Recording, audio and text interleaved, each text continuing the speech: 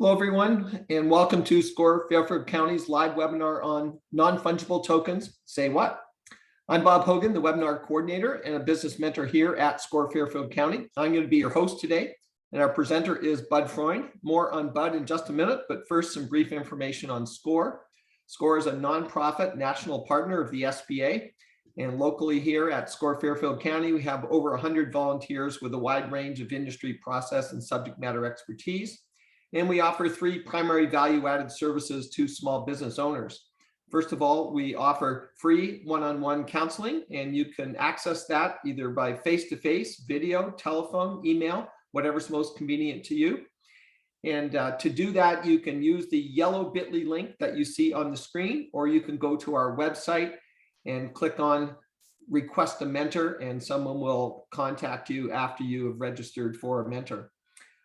Secondly, we offer a wide range of business education programs like the one today, both in person now and also via webinar. And we do about 100 of those throughout the year. And lastly, we offer extensive resources on our website, including access to subject matter experts at your disposal. Our next live webinar will be tomorrow, Wednesday, June the 8th at noon. And the topic is financing your small business in 2022. With Joe McCaffrey presenting. And again, you can find more specifics on our website, fairfieldcounty.score.org. We also have a large number of archived webinars on a wide range of business topics on our website. And again, you can access those on demand at any time via our website. Just some logistics about today's event. We have set aside time for Q&A at the end of the presentation. And if you have a question, please use the Q&A button at the bottom of your screen. And you can do that, type in your question at any time during the presentation, and Bud will take them at the end of his prepared remarks. Our webinar will end sharply today at 1 o'clock to respect your time.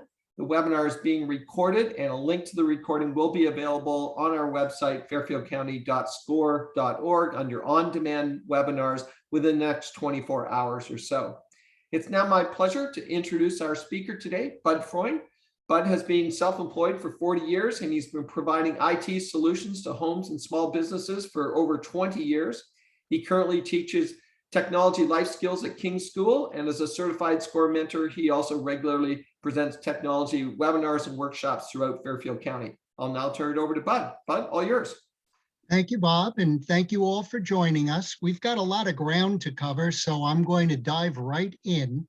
And I want to start by just making this quick disclaimer that you understand. We are going to be talking about private, unregulated markets where if you make money, you will pay taxes. And it is really, really important that you do your own research, because on the same day from the same website, I got both of these articles. Folks, this stuff is going to be sort of wacky. So, the first place I want to start is with the research of a 100-year-old publication, which is basically explaining the fact that people are not buying non-fungible tokens, NFTs, for the art. They are in it for the money. This is all about making money. And what's important to understand about cryptocurrency as a money is that it's not based on commodities like frozen concentrated orange juice. It's based on math and what I describe regularly as air, which nobody argues with me about it. The next thing to understand is that the largest group of people investing in cryptocurrency are very young investors, and just by age, they do not have the skill or wisdom of, say, a Warren Buffett, whereas people like myself who are Medicare eligible, we are an anomaly in this area. So when you talk to people about NFTs, there are basically two schools. The people who are making them, who talk about building a community of support and respect and all of these wonderful things, which is basically about finding people to buy your art. and the collectors who talk about how to make more money. And if you are considering making NFTs, I would suggest that you price them at a fairly low dollar amount. The stuff you're going to see from me is stratospheric numbers, just because that's what people talk about. And people are talking a lot about NFT. 65 million people are really curious about it. And I refer to it as a new boys club. And if you look at this chart, you can see that there aren't a lot of females, women involved in the Bitcoin community. Those who are involved in the Bitcoin community, well, they're making inroads. And for people of notoriety, it's a lot more, it's a lot easier to get into these cryptocurrencies and NFTs than it is to go out on a world tour and stay in the media. So before you can go too far into the new boys club, I want to take a minute to talk about the old boys club. And the stock market has prices for stock varying by the day on the left, the month in the middle, and by the year. Prices go up and down. And right now, the price of Apple is somewhere in the neighborhood of $148. And I've talked to a number of financial people about this, and they look at me really strangely, but I'll say to them, if I buy a share of Apple stock for $148, do I own the left corner of Tim Cook's desk, the right corner of his desk, or the paperweight that's on his desk? Because if I've bought a piece of Apple, I want to know what piece it is that I own. However, if you are aware of this amorphous ownership concept where I bought something, but I don't really have a tangible thing, NFTs may be something for you to consider. Also, there are many people who think that the stock market is something that you can either game or it's manipulated. And I would suggest to you that if you have $10 trillion of assets under management and somebody from your company on the board of directors of virtually every multinational Fortune 500, it's probably a good chance that you can move markets. Also, in 1950, only 4% of the population of the United States owned stock. But remember, these were the children of the Great Depression of 1929, and they were still probably gun shy. Today, you've got over 50% of the population owning stock. However, with electronically traded funds, mutual funds, pension funds, government regulations, and a global marketplace, it's really hard to game that system. However, if you're curious, read Flash Boys, and I'm going to explain that the GameStop stock was played and at a cost to a company. So let's talk about this new boys club and crypto, because it really is a Wild West. And Forbes gives a really good explanation of, I have no idea of what is going on here. However, the numbers don't lie. And understand that despite not wanting to be in cryptocurrency, by investing in a bank in Brazil, Warren Buffett does have his finger in it. And we'll come back to these numbers a few times along the way. Now, blockchain, which is what cryptocurrency and NFTs are based on, is somewhat of a misnomer. Let me put it a little differently. If you are on the Bitcoin cryptocurrency, there is a Bitcoin blockchain. There's an Ethereum blockchain. There's a Solana, an Avalanche blockchain. Each of these currencies is a blockchain. So blockchain is more of a common noun like Xerox or Kleenex than it is a single specific thing. And as you can see, the blue box was from yesterday. The red box was from about a month and a half ago. Prices go up and down, and the number 10 or number 16 most traded stock will tend to vary. Now, if you're going to deal in images on the blockchain and as NFTs, you want to be involved in the interplanetary file system. However, I'm not sure that Marvin the Martian, Zaphod Beeblebrox, Colonel Bleep, or Groot from Guardians of the Galaxy gave their okay to that interplanetary file system protocol or process. But understand, the people doing this cryptocurrency, they're a lot smarter than I am.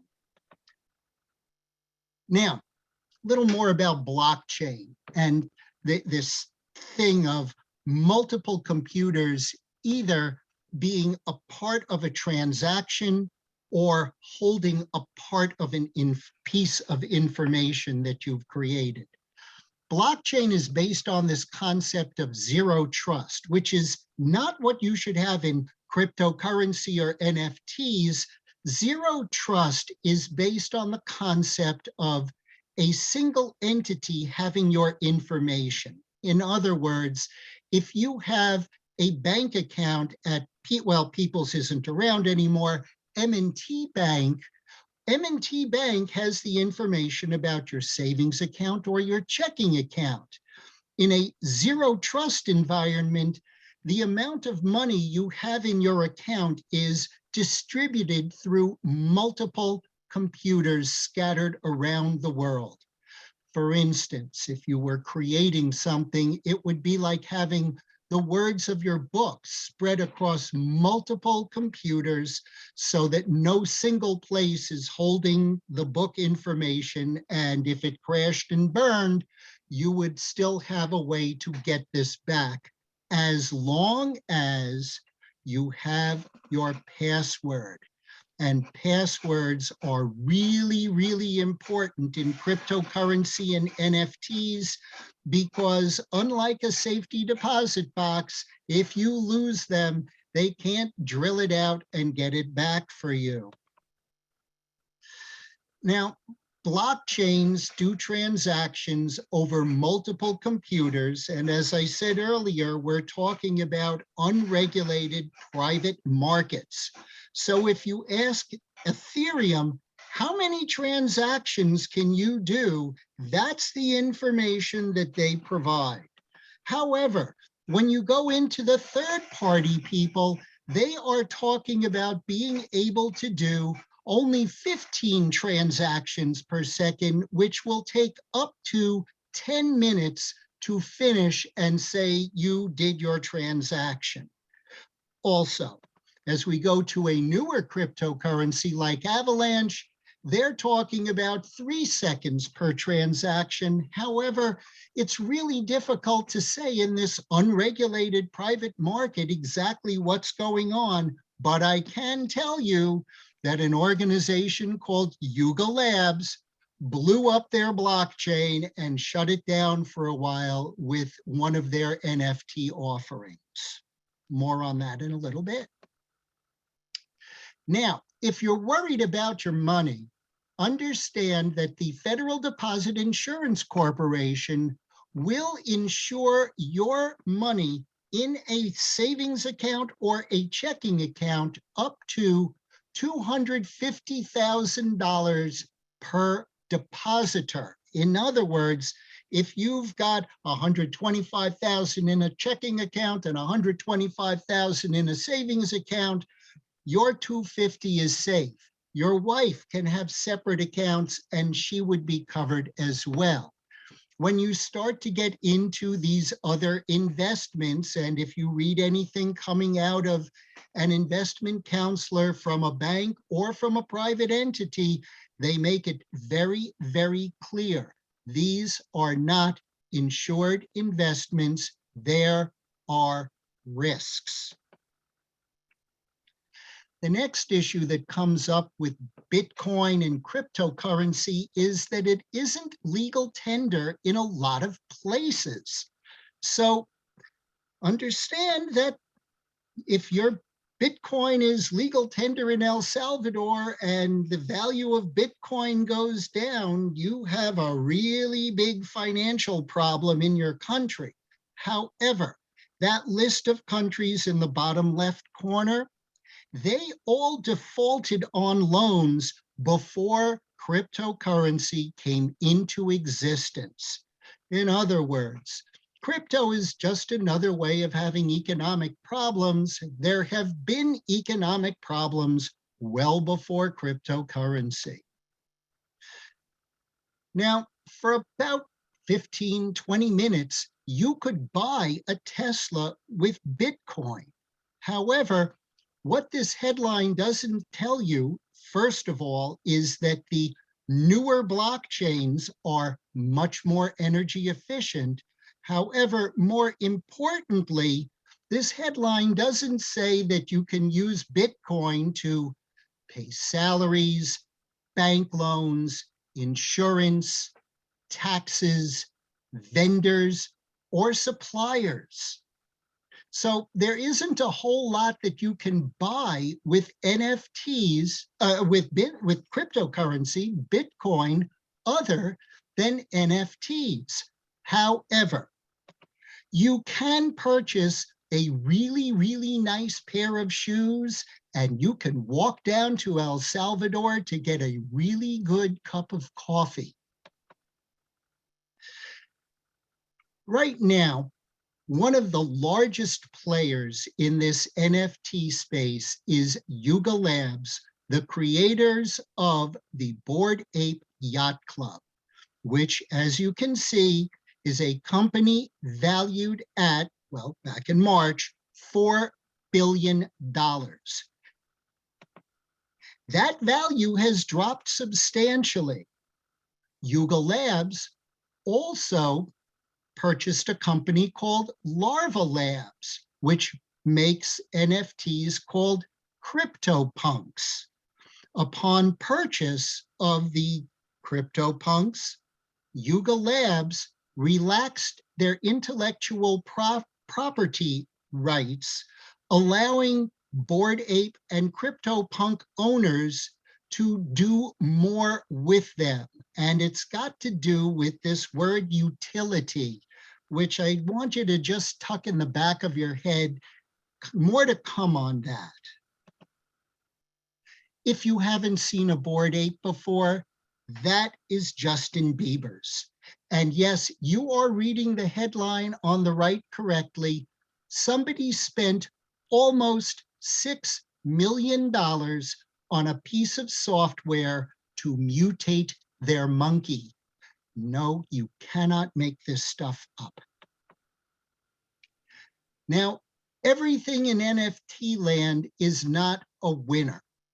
The fellow who purchased Jack Dorsey's first tweet, and Jack Dorsey was the founding CEO of Twitter, he wanted to sell it very recently, and somebody offered him $290 for his $2.9 million purchase way back when. He's holding on to that. The Bored Apes, when they tried to go into, I think it's called Otherworld, they had an enormous problem with the launch of that NFT. 100 years later, they're still calling it a Ponzi scheme. And for the $7 million he swindled in 1920, which has escalated by inflation to about $103 million, it pales in comparison to what Bernie made off with. And then you've got the activity at Theranos. And as my brother said after the Penn Central Railroad went bankrupt, he had greater value as wallpaper than as a stock certificate in those Penn Central bonds, documents, call them whatever. And understand that a hedge fund, because of billions of dollars of losses had to close their doors because none of this, nothing on this page has to do with crypto. This is the old boys network. The media doesn't help this stuff help this stuff along either. And that headline, the week that headline came out,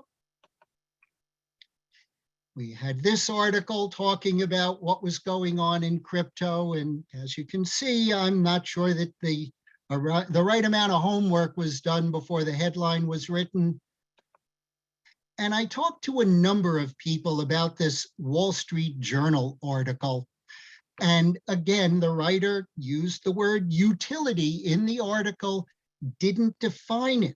There's no law against using a word and not defining it, but it does indicate that they may not understand what the word means.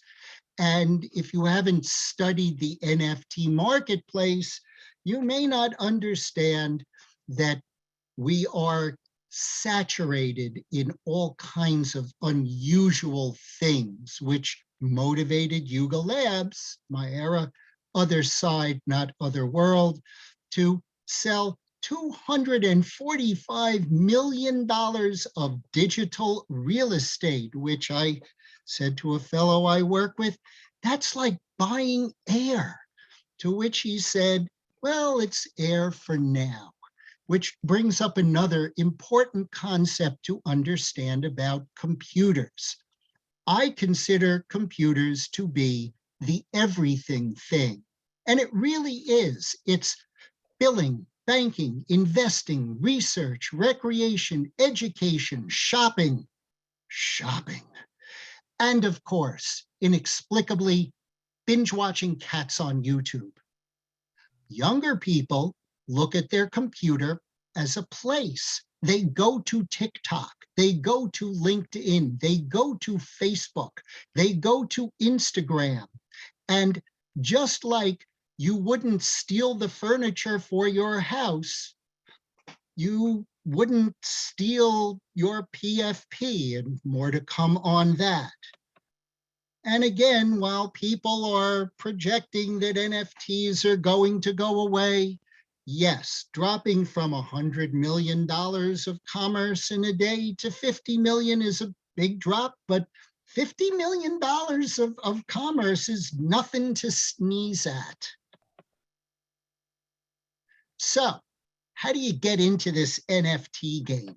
Well, the first thing you have to do is get what I like to call the coin of the realm, whether it's Ethereum or Bitcoin or Solana or Avalanche. You've got to buy some cryptocurrency. And where those of us who used to travel would go to Thomas Cook to exchange our dollars for liras or yen or pesos, you now go to a crypto exchange and you purchase your cryptocurrency, and they send you a note that says, okay, you've made your purchase, we need to verify it. Now, I want to talk about verifying a purchase in a private, non-regulated market. So I want to paint you a quick picture.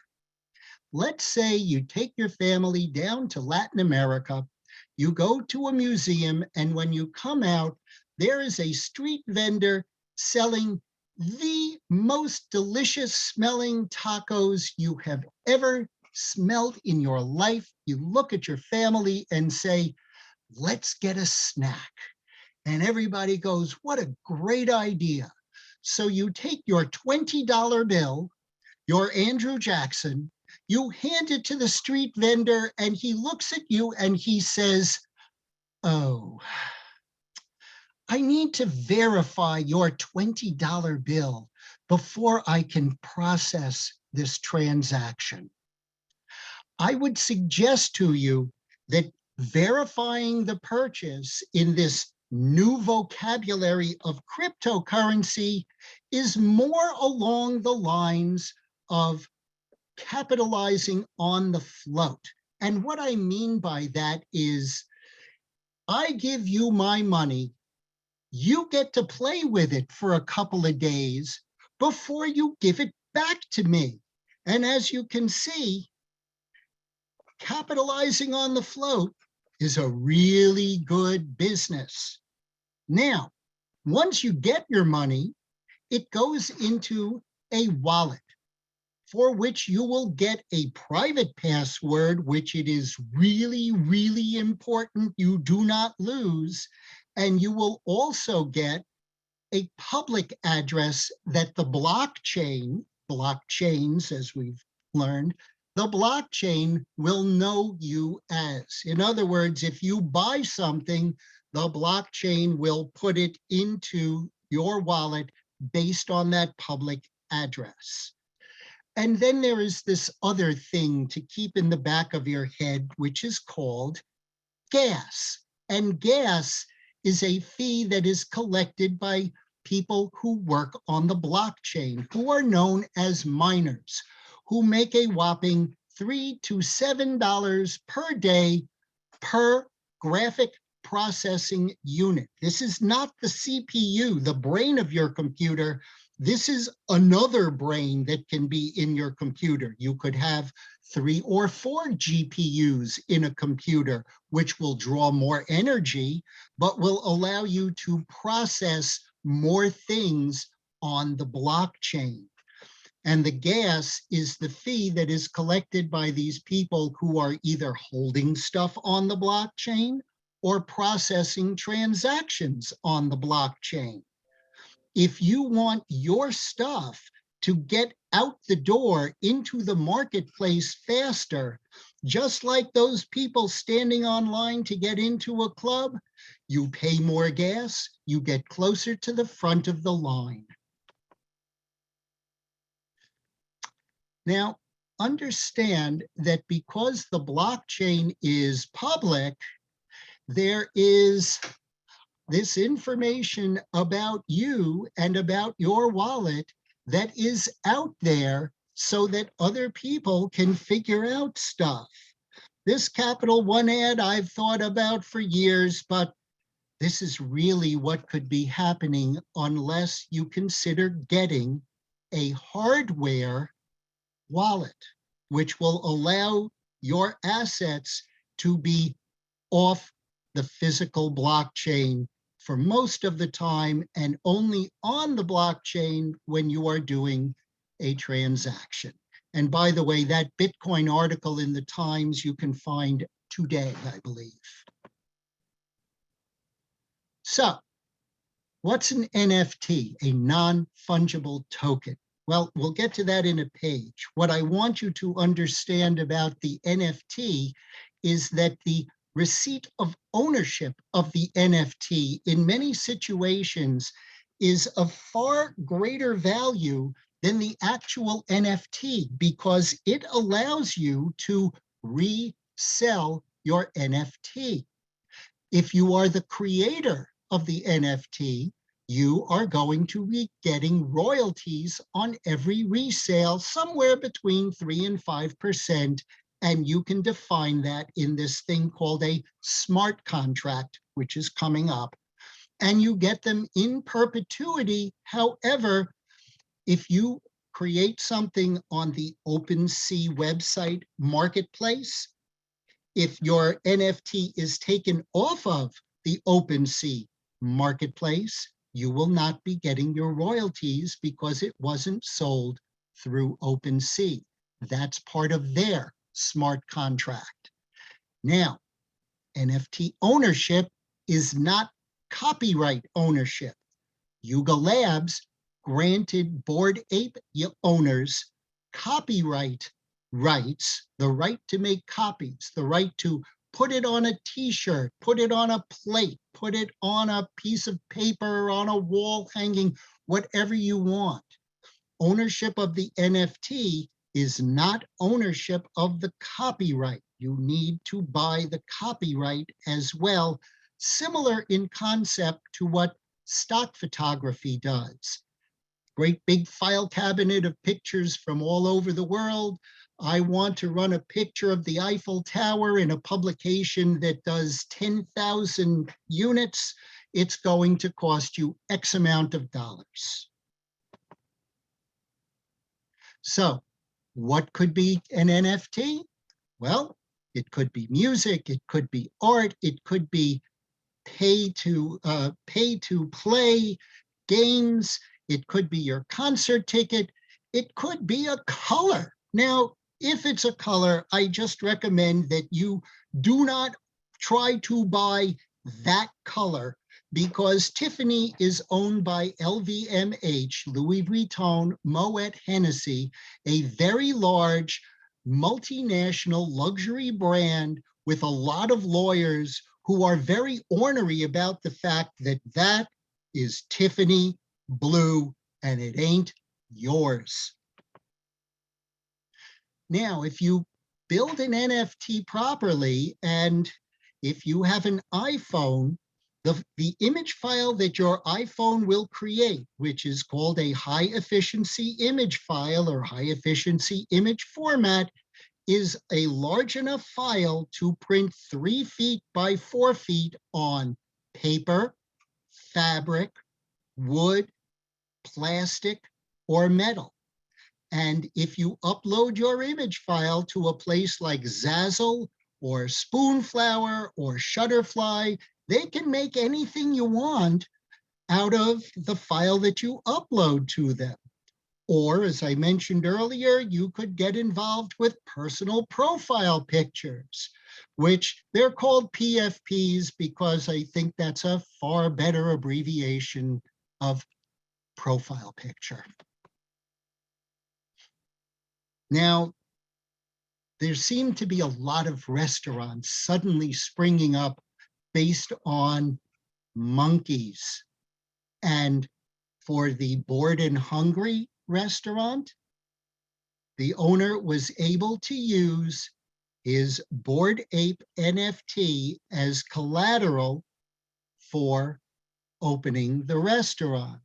And you can only envision that loan officer being called into a room and hearing, "What were you thinking?" So how do you make one of these things? Well, it's not an NFT. It's going to be a lot of NFTs. And if you've spent any time in the image space online, you'll know that the color of a Mac is different from the color of a PC or your Android phone or your iPhone. So there will be slight variances to the colors that you create. And as I said, you want to make a lot of NFTs if you want to make money at NFTs, unless that little black square at the other end of the room there, that's the Mona Lisa before it got caked. You make Mona Lisa quality art, you can make one and you can sell it as an NFT. Same thing for a Guernica or the $69 million image that Christie's sold for an artist named Beeple. And just for the record, the image was sold to the CEO of a company that Beeple owns 2% of. So how do you buy an NFT? Well, you go on a marketplace like OpenSea or Rarible or Coinbase, or soon to be a marketplace called TackView, where they are going to be giving you the opportunity to purchase cryptocurrency with a credit card, and they will have what's called a multi-chain wallet. In other words, you will be able to use different cryptocurrencies to make your purchases on TackView. And just a quick word from those of us who are financially prudent about purchasing cryptocurrency with a credit card. In my opinion, it is akin to financial suicide. Proceed cautiously. Now, in order to buy an NFT, you may need to go into a Discord, which is a new style of chat room. You can do it as an auction on one of these marketplaces. Highest bidder wins. We're going to be doing this auction for 2 days. It can be a fixed price where the NFT costs $50 US dollar, convert it to your cryptocurrency. And don't forget, you're going to have to pay for gas. Whether it's the seller who pays for the gas or the buyer, somebody's got to pay the blockchain to do the transaction. And of course, please check in your URL bar to be sure that you are on a secure website and see that HTTPS.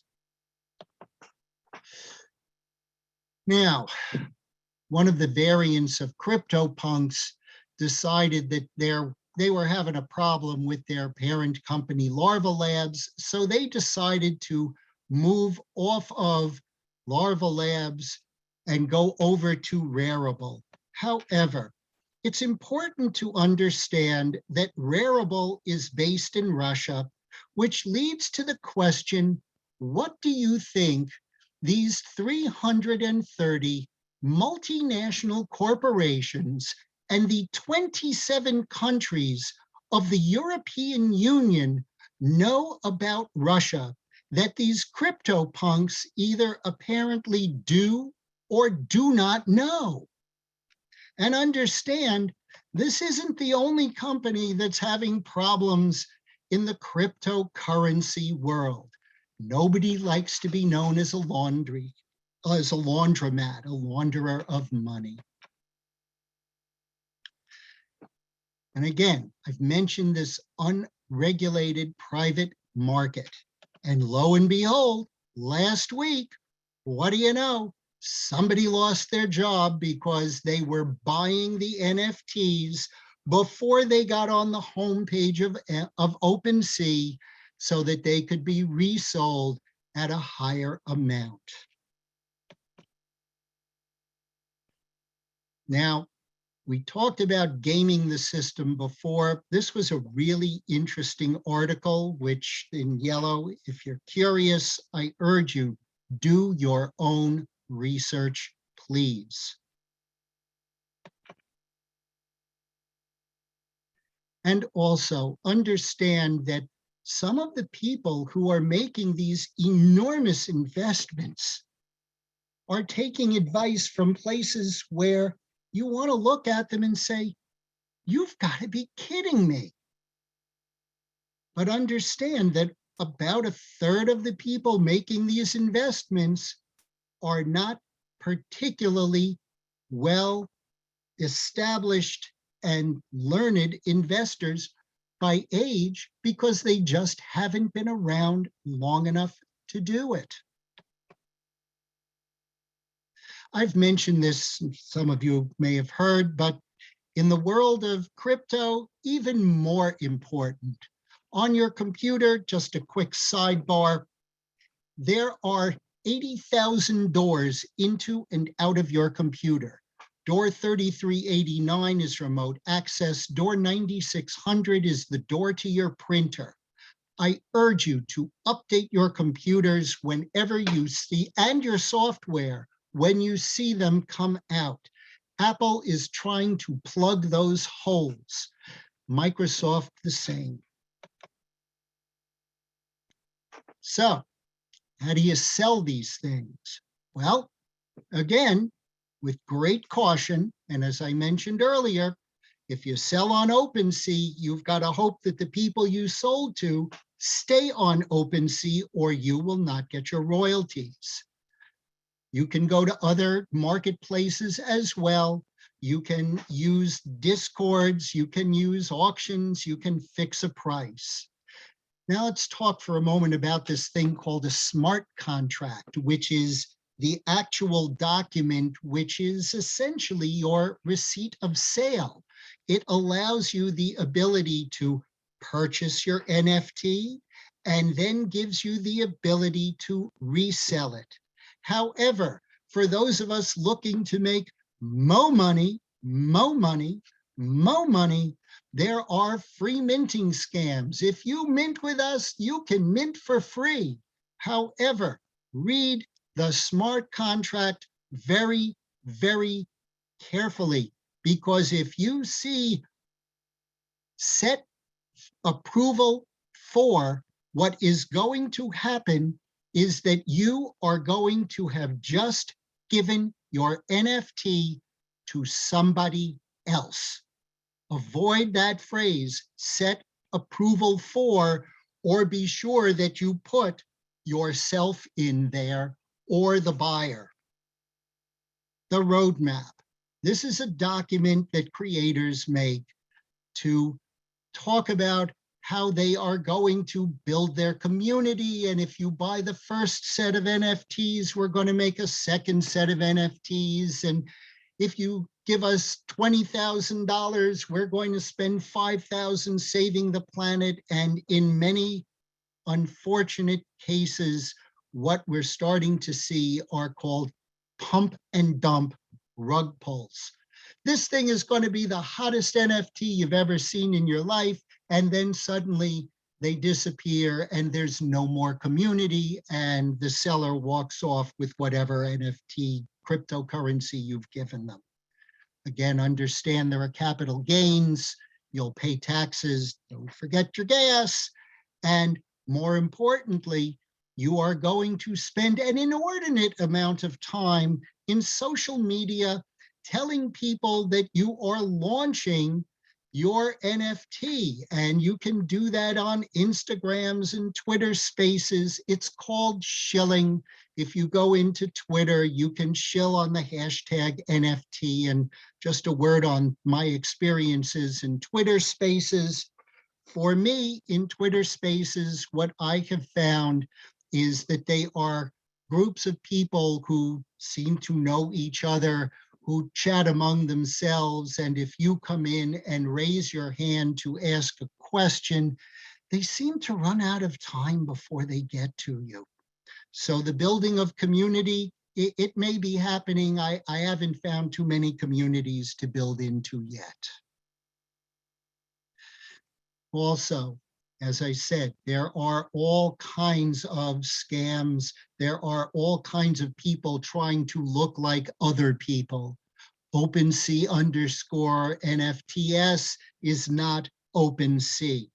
OpenSea NFTS is not, oh my goodness, OpenSea loves me and they're going to advertise something for me.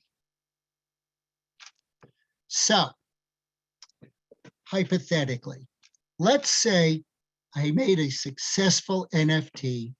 I look at my wife, I say, dear, I want you to pack your bags. We are going on a trip to California and a shopping spree on Rodeo Drive. So we stop at Dolce & Gabbana and we get an outfit. And then we head over to Burberry for a jacket. And then we go to Gucci for a pair of shoes. And then we stop off at Louis Vuitton for a bag. And then we get a bauble or two over at Tiffany. And then I'm not quite sure exactly how I would look in this outfit, but I want to take just a moment to talk about the demographic that does shopping in these luxury stores. And again, it's an 83-year-old publication, whether you agree or disagree.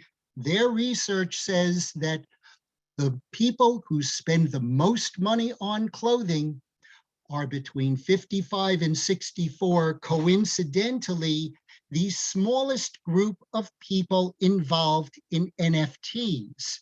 And again, as a juxtaposition, the 18 to 29-year-olds spend the least amount of money on clothing and the most in NFTs, okay?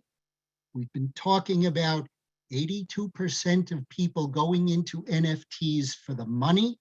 And I want you to tuck this word utility in the back of your head one more time. And I'm going to wrap my story up by saying that I turned to my wife and I said, dear, for the pièce de résistance, I am going to go on the ivjjewelers.com website, and for $17,000, I am going to buy for you a solid gold necklace so you can wear a mutant monkey around your neck.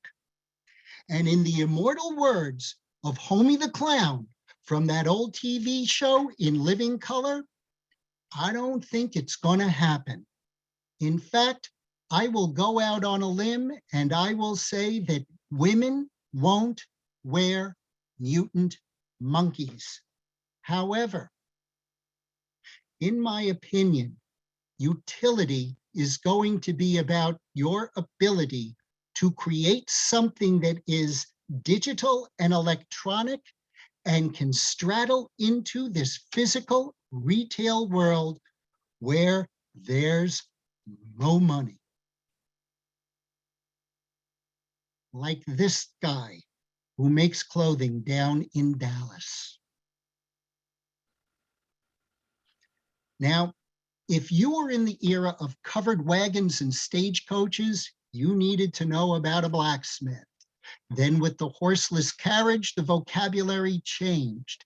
In the decentralized finance world of Web3 and cryptocurrency, you've got to do your own research and find out more about this. And Molly White is one of the best that I have seen in quite some time.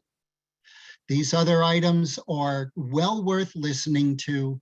The line goes up is an over 2-hour YouTube. Strap yourself in. So, anyone who's ever done a presentation will tell you there are 3 parts. Tell them what you're going to tell them, and tell them what you told them. And first and foremost, update your computers. If you're dealing in currency, plug up the holes as best you can. Remember that this click first, regret later, it's happening all over the place. Have I mentioned that 82% of people going into, never mind. And again, do your own research. It's really important. And if you're still thinking about getting in that game, just a few final thoughts. So, what can I answer for you, folks? Okay, thanks, Bud. A lot of information there. Kind of like getting it through a fire hose, and I'm sure there's going to be a number of questions. Just a reminder to people, if you want to ask a question, you can type it in using the Q&A button at the bottom of your screen, and we'll take as many as we can up until the top of the hour. So, but we don't have any questions yet, but we'll maybe give the group a minute or two to put them in. There is a lot of information here, as Bob will mention to you again very shortly. This webinar will be online through fairfieldcounty.score.org. There's a lot to digest here. I urge you to come back. If you know people who are interested in NFTs, send them over, hit the pause, read some of these articles. They are far less hype and far more information.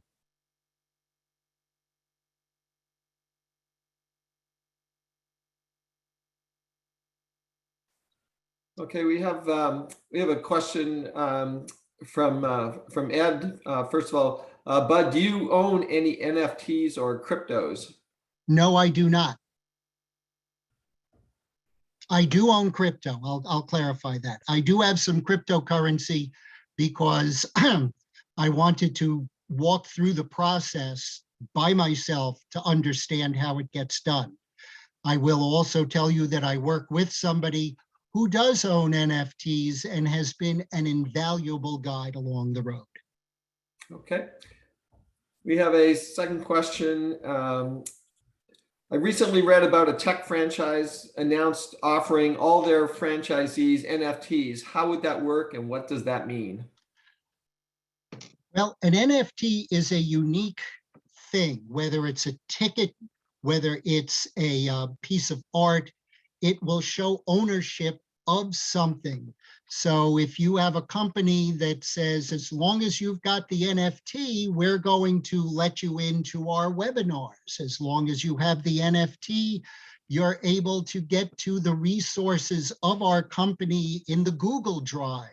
You lose your NFT, you don't come in the door anymore. That's probably how it would work. Okay. Here's one from Nan. Should artists be worried about others stealing your work and creating NFTs? And what is our recourse as artists?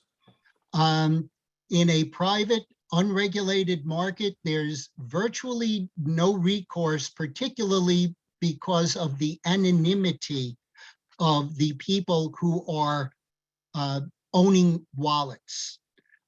There's very little recourse in the way of copycats. In fact, there have been a couple of instances that Molly White has reported on where artists have been caught making copies. They've been uninvited to whatever event they were going to talk at because they got caught. But crypto, it's the Wild West, and it's if you lose your money, you lose your NFT, you're out of luck, unfortunately, right now. There are requests for government regulation, but it's so early and there is nothing in place yet. Okay, another one, which maybe a number of people have from Kim. You mentioned making an NFT. Maybe I got lost. Can you talk about that a bit more? Sure. An NFT can be a photograph that you took of your children. It could be a piece of art that you created in Illustrator. It could be a song. And once you create those pieces of artwork, whatever format it may be in, you would need to have an account on an OpenSea or a Rarible or TACView.io. You would then upload your artwork to the marketplace. You would offer it for sale either at a flat fee or at an auction. If it's an auction, it's going to be for a period of days or hours, whatever you want. And then you wait to see if anybody buys it. Okay, I think that's a concise description. Here's a question from Susan. Is there an ETF for NFTs? Not that I'm aware of. ETFs are generally something that is going to aggregate stocks. I haven't seen anybody aggregate NFTs yet, although I have heard about partial ownership of NFTs, like you would own a share of stock, or you might own a piece of a piece of great art. Susan has mentioned that she's looking into NFTZ, which presumably is a symbol for an ETF. So I have not heard of it either, but. Me neither. Don't know.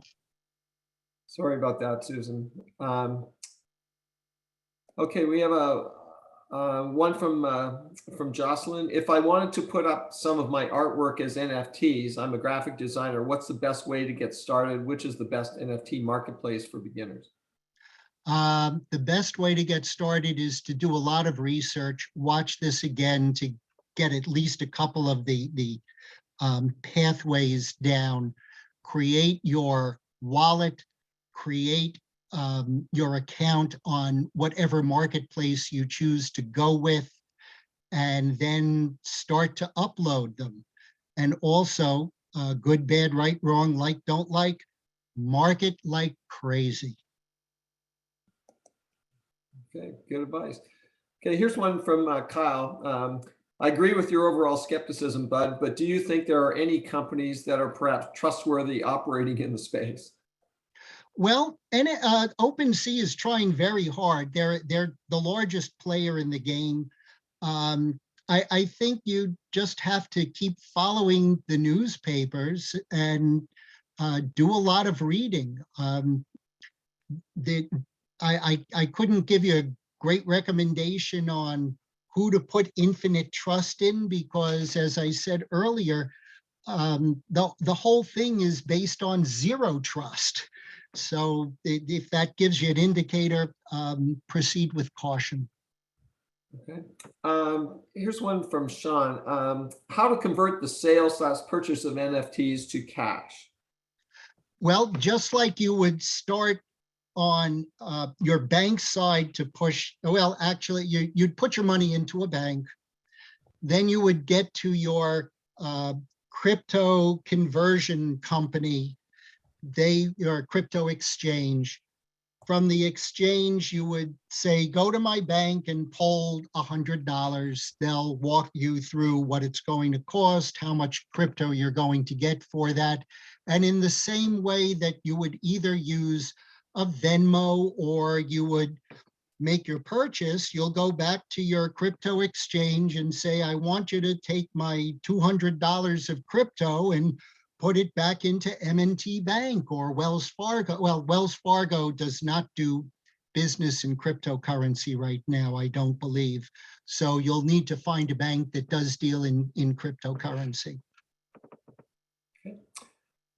Here's one from Rick. Is it possible to show your illustration? Is it possible to show your illustration possibilities to know if they would be viable? Well, that's what Instagram and Twitter are about. And depending upon the responses that you get, will determine whether you're creating something that's going to be of value to other people. Yeah, I think from that perspective, sometimes it's similar as marketing anything else, but that's correct. We've got a couple minutes left. If people have one or two more questions, we've got room or time here, maybe for one more, two more.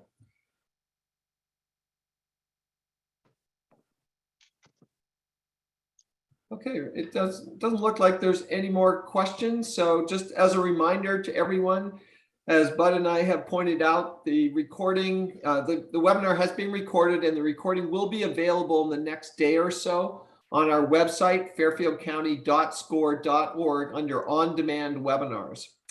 And our next live webinar will be tomorrow, Wednesday, June the 8th at noon. And the topic is Financing Your Small Business in 2022 with Joe McCaffrey presenting. And again, you can find more specifics on that webinar on our website. And again, if you would like to take advantage of free individual counseling, please use the link on your screen, or you can go to our website and click on the Request a Mentor button. And if we could ask you to please fill out your evaluations that'll be sent immediately after this webinar, we'd really appreciate it. On behalf of SCORE, thank you to everyone who attended our live webinar today.